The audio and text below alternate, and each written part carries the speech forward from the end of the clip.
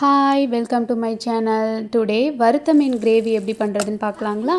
So மீனுக்கு மசாலா போட்டு நம்ம அதை வறுத்து எடுத்துக்கலாம். ஸோ கொஞ்சமாக மஞ்சள் பொடி, மிளகு பொடி, மிளகாத்தூள் 1 ஸ்பூன், தேவையான அளவு உப்பு போட்டு, இஞ்சி பூண்டு பேஸ்ட் ஒரு 1/2 ஸ்பூன் போட்டு இதை நல்லா மிக்ஸ் பண்ணிவிட்டு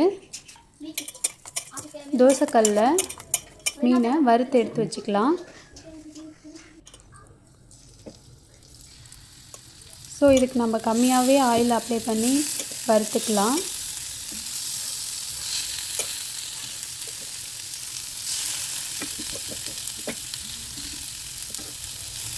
கூட கொஞ்சமாக ஆயில் அப்ளை பண்ணி 2 பக்கமும் நல்லா பொன்னிறமாக வெந்ததும் இதை எடுத்து நம்ம ஒரு பிளேட்டில் மாற்றி வச்சுக்கலாம்.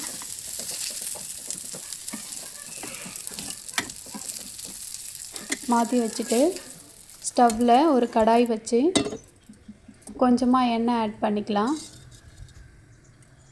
எண்ணெய் ஆட் பண்ணிவிட்டு கடுகு, கொஞ்சமாக ஜீரகம், வெந்தயம் போட்டு பொரிஞ்சதும் வெங்காயம் ஆட் பண்ணி நல்லா வதக்கி விட்டுக்கோங்க. வெங்காயம் நல்லா வதங்கினதும் இஞ்சி பூண்டு பேஸ்ட் ஆட் பண்ணிக்கலாம். கருவேப்பிலை ஆட் பண்ணி நல்லா வதக்கி விட்டுக்கோங்க. நல்லா பொன்னிறமாக வதங்கினதும் தக்காளியை மிக்சியில் அடித்து வச்சுருக்கேன், அதையும் இது கூட சேர்த்து வதக்கி விட்டுக்கலாம். ரெண்டும் மிக்ஸ் ஆகிட்டு நல்லா எண்ணெய் பிரிஞ்சு வரும்போது கொஞ்சமாக மஞ்சள் பொடி, இதுக்கு நான் குழம்பு மிளகாத்தூள் தான் ஆட் பண்ணுறேன். ஸோ ஒரு 1.5 ஸ்பூன் குழம்பு மிளகாத்தூள் ஆட் பண்ணிவிட்டு நல்லா வதக்கி விட்டுட்டு இது பச்சை வாசனை போகிறதுக்கு ஒரு 1.5 கிளாஸ் தண்ணி ஆட் பண்ணி நல்லா கொதிக்க விடுங்க. இதுக்கு தேவையான உப்பு போட்டு கிளறி விட்டுட்டு இதை மூடி விட்டுடலாம். இது நல்லா கொதித்து எண்ணெய் பிரிஞ்சு வரும்போது நம்ம வறுத்து வச்ச மீனை இது கூட ஆட் பண்ணிக்கலாம்.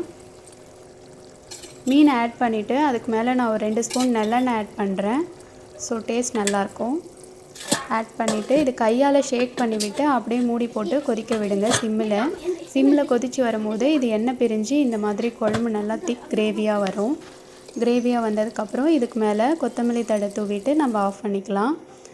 சூடான ரைஸ்க்கு டேஸ்ட் அல்டிமேட்டாக இருக்கும். ட்ரை பண்ணி பார்த்துட்டு கமெண்ட்டில் சொல்லுங்கள். வீடியோ பிடிச்சிருந்தா சேனலை சப்ஸ்கிரைப் பண்ணி உங்கள் ஃப்ரெண்ட்ஸ் அண்ட் ஃபேமிலிக்கு ஷேர் பண்ணிக்கோங்க. தேங்க்யூ.